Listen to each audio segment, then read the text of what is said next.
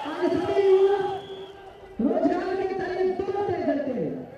अच्छी डिग्रियों के पास है, जो कहाँ है PSI कस्टमर की एग्जाम में फिक्स रेट लग जाता है 25 लाख 15 लाख, जैसे कोई हम कोई खोम चलाने के लिए चले पर कराने की एग्जाम हो 4,000 का उसका पगार है 5 साल तक, फिर भी उस पर फिक्स रेट 10 या 12 लाख रुपए। तो हम तो क्या कोई गुनाह करते आए? अगर कोई ST SC OBC वाला कलेक्टर बनता है उससे मेरे को विरोध नहीं है, उसका बेटा ST SC OBC वाला मामलेदार बन जाता है उससे भी मेरे को विरोध नहीं है, उसका बेटा ST SC OBC का लाभ लेकर तलाटी बन जाता है उसका भी हमें कोई विरोध नहीं है। अगर हमारा सौराष्ट्र का एक किसान भाई का बेटा अगर 90% आता है और उसे MBBS एग्जाम को पास करने के बाद भी उसके मेरिट के जरिए एडमिशन नहीं मिलता ना, हमें उसका विरोध है। चाहे कोई भी सरकार हो, हम पहले भी कह चुके हैं, आज भी कहते हैं 1985 में पंजे को बांध कर फेंका था, आज तक नहीं आया वो। 2017 आ रहा है,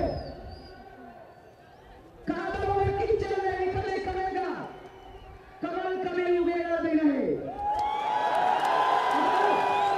इन लोगों के हित की बात हुई तो फिर से उगाएंगे वही कमल शानदार से आन से। अगर इन लोगों के हृदय पर, इन लोगों के दिल के पर एक भी तन का चोट आना है ना तो उखाड़ कर फेंक देंगे सभी को। हमारे एक मित्र कहते हैं करे भाई अपने लोग हैं, अपने लोग के सामने आंदोलन छेड़ दिया। हमने कहा भाई अपने लोग हैं इसलिए तो छेड़ना पड़ रहा है वरना छेड़ने ही नहीं निकलते। अपने इसलिए बाहर निकले, अपने ना हमको तो किसी को बोलते भाई अपने को है नहीं कैसे बाहर निकले,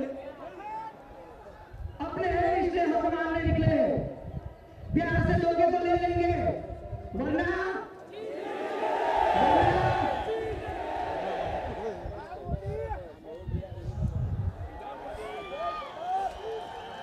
वोडाफोन का टावर, वोडाफोन का टावर आवाज ओबामा तक पहुंचनी चाहिए। ओबामा बोलेगा मोदी साहब दे दो इन पटेलों को। वोडाफोन का टावर, वोडाफोन का टावर, वोडाफोन का टावर, वोडाफोन वाले भी हमारा जिला प्रचार करेगी, साल में हमारा भी ला लिया नाम। पूरे हिंदुस्तान में आज तक किसी समुदाय ने इस तरह से आंदोलन नहीं किया। हम सिर्फ गुजरात समेत नहीं है, याद रखो हम गुजरात में करोड़ सीनाक है लेकिन पूरे हिंदुस्तान में 27 करोड़ लोग हैं हम, और इस 27 करोड़ की तादाद बहुत ज्यादा है। कुछ लोग ने बोला भाई तुम्हारे गुजरात में तो तुम्हारा पॉलिटिकल पावर बहुत अच्छा है, मैं तो ठीक है गुजरात में देख लिया, बिहार में नहीं देखा, नीतीश कुमार हमारा है। आंध्र प्रदेश में नहीं देखा, चंद्रबाबू नायडू हमारा है। पूरे हिंदुस्तान से हमारे गुजरात में कितने MP है पाटीदार? 6 ही है, सिर्फ 6। पूरे हिंदुस्तान से हम 117 MP कमा रहे हैं, किसी को नहीं मालूम है। और इन 117 की तादाद क्या मालूम है? संसद भवन पर हमारा हाथ होना चाहिए। सब लोग लड़ते आए, अपने तौर से लड़ते आए। कुछ लोग बोल रहे हैं यार इसी तरह आंदोलन नहीं सफल होगा। अरे भाई 12 साल का बच्चा भी आज रात को उठाकर पूछो भाई क्या चल रहा है तो वो बोलेगा मेरे समाज के हक के लिए आरक्षण की मांग हो रही है। 60 साल के बुढ़े को पूछिए क्या चल रहा है, वो कहेगा मेरी आने वाली 3 पीढ़ियों के लिए हक की लड़ाई चल रही है। किसी माँ या बहन को पूछिए, वो कहेगी मेरा भाई बेरोजगार है, उसके रोजगारी के लिए लड़ाई चल रही है। और किसी पॉलिटिशियन को पूछिए तो वो ये बोलेगा सालों कुछ पॉलिटिशियन लेकर निकले हैं। अरे भाई हम पॉलिटिशियन नहीं है, हमें नेता भी नहीं बनना। हर पाटीदार परिवार में एक नेता है, वो खुद चुनता है मैं नेता हूं, मैं किसी के ड्रा करके नहीं चलना। हमारे घर में सरदार है, हमारे घर पर नेता है, हमारे घर पर राजनेता है।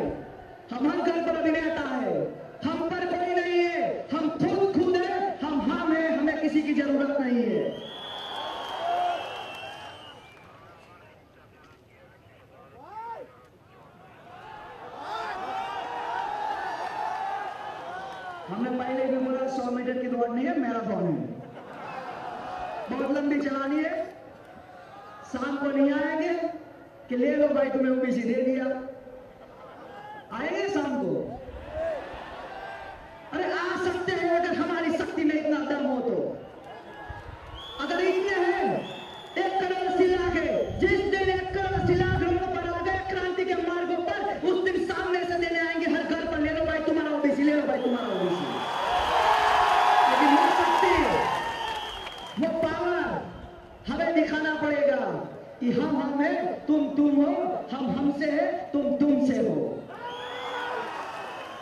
इस हिंदुस्तान में 3 कंधों पर यह हिंदुस्तान चलता है, जवान के कंधों पर, किसान के कंधों पर और मजदूर के कंधों पर।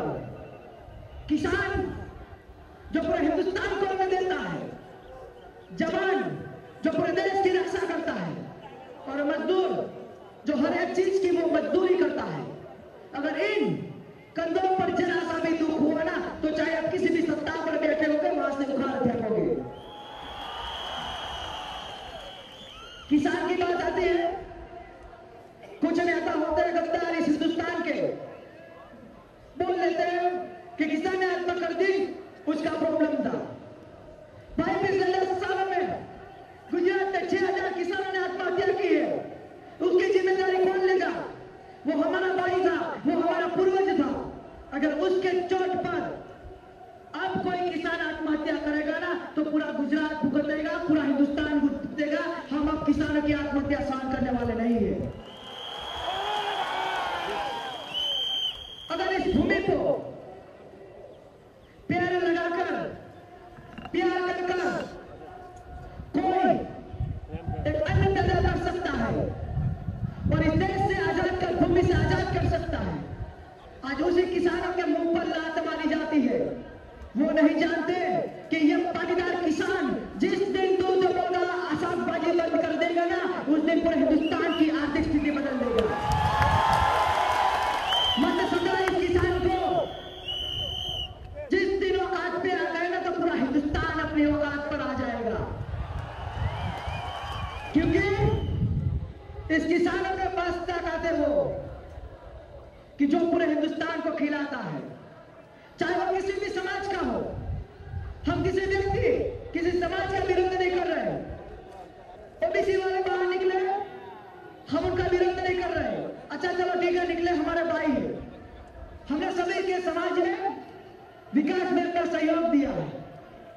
उनकी राजनीतिक हो या पारिभाषिक पारिवारिक हो, हमने सभी जगह पर उनके विकास में एक परिवार की तरह, भाई की तरह हम सहयोग दिए। आज ओबीसी वाले बाहर निकले, हमने विरोध नहीं किया, निकलने दो भाई, अपने भाई उनका हक मांगने निकल रहे हैं, सही है, ये लोकशाही है, हर कोई अपना हक मांगने के लिए निकलता है। इन पटेलों की अस्पताल है, कॉलेज है, स्कूल है, रोड भी कहां कहां हमने पर बना दिए हैं, गवर्नमेंट की हमने ही बनाई है, चाहे वो स्टेट हो या दिल्ली की, क्योंकि दिल्ली में 117 हमारे। तो बोल रहे हैं कि आप हमारा विरोध कर रहे हैं। हमने आज तक किसी का विरोध नहीं किया, और वो माइक पर लाउड स्पीकर पर बोल देते हैं कि आपने सरदार वल्लभ भाई की प्रतिमा को छोटा किया। अरे भाई, छोटा तो आप लोगों ने 1947 में कर दिया था, हम तो छोटा नहीं बहुत बड़ा करने निकले। अगर उस दिन हम स्वाभिमान या अभिमानी होते ना, तो बड़ा प्रधान हम लेकर रहे थे, लेकिन हमने छोड़ दिया था। नहीं भाई, हम देश का विकास जानते हैं, हमारा विकास नहीं जानते हैं। और इस देश के विकास में आज भी हम पछता रहे हैं कि काश लौह पुरुष अखंड भारत के